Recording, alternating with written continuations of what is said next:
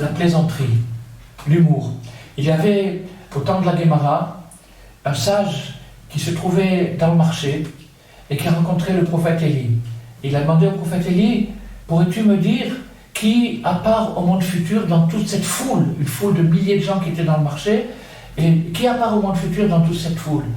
Le prophète Élie lui a montré deux personnages. Ceux-là, ils en parlent au monde futur.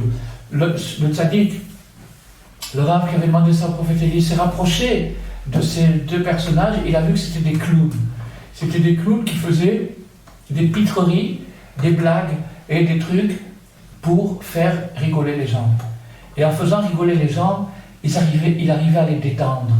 Il arrivait à enlever leur angoisse. Il y avait quelqu'un, il n'avait pas de quoi acheter, ou quelqu'un, il n'avait pas de quoi payer, ou quelqu'un, il avait peur de se disputer, etc., etc., etc. Chacun avec son angoisse, il arrive au marché, il traîne son angoisse. Et eux, ils faisaient des choses tellement bien élaborées, tellement magnifiques, qu'ils faisaient rigoler tout le monde.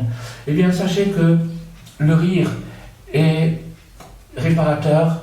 C'est une thérapeutique qui a été découverte aujourd'hui, qui existe depuis très longtemps, mais qui a été découverte aujourd'hui. C'est que par le rire, on arrive à guérir même la plus grave des maladies. Il y a eu une personne à New York qui était atteinte de la grave maladie, et les docteurs avaient dit qu'il était condamné, c'est fini, il a encore quelques mois à vivre et c'est terminé. Ben lui, il a été inspiré, il a redécouvert cette méthode, il s'est mis à rire, et à rire, et à rire, à se forcer à rire, et à ce moment-là, qu'est-ce qu'il a fait? Il a guéri. Il a complètement guéri. Donc c'est ce que Rabbi Nachman nous dit, que toutes les maladies proviennent de l'angoisse, et quand on arrive à rigoler, même si on n'en a pas envie. Se forcer à rire, c'est une très grande mitzvah. Se forcer à rire, forcer à rigoler, en faisant des pitreries, en sautant, en dansant, en faisant des acrobaties, des déguisements, n'importe quoi, qui peut... Il y en a même qui, une fois, il y en a un qui m'a dit, tire la langue devant ton miroir. Essayez ce truc-là, c'est un truc extraordinaire. Vous tirez la langue devant le miroir, vous êtes obligé de rire.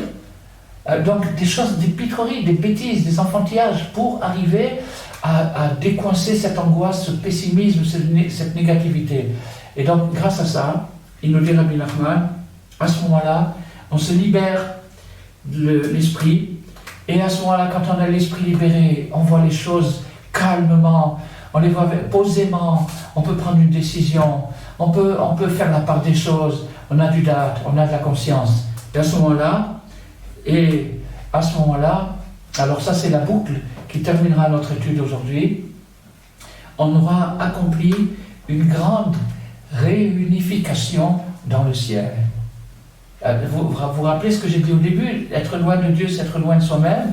Quand on a réussi par la rigolade, par la joie exubérante, exagérée, forcée, il y a un Indien, un docteur indien qui a fait du yoga de rigolade.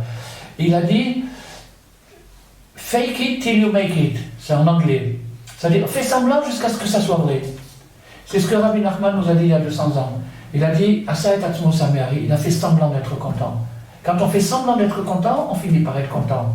Il faut simplement savoir que c'est ça l'orientation, c'est ça qui mène vers l'unification, et c'est ça qui mène vers Dieu.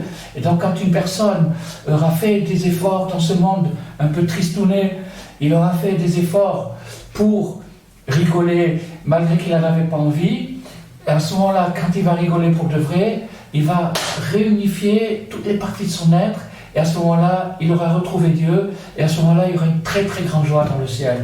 Donc je nous souhaite à tous, à chacun et à chacune, qu'on arrive vraiment vraiment à rigoler comme il faut, qu'on arrive à avoir de la joie, qu'on arrive à s'apprécier, qu'on arrive à apprécier les privilèges que Dieu nous a donnés, qu'on arrive à libérer notre morale et notre mental, et qu'on arrive à pousser les raisonnements d'une manière posée, sans aucune culpabilité, seulement avec une responsabilité joyeuse.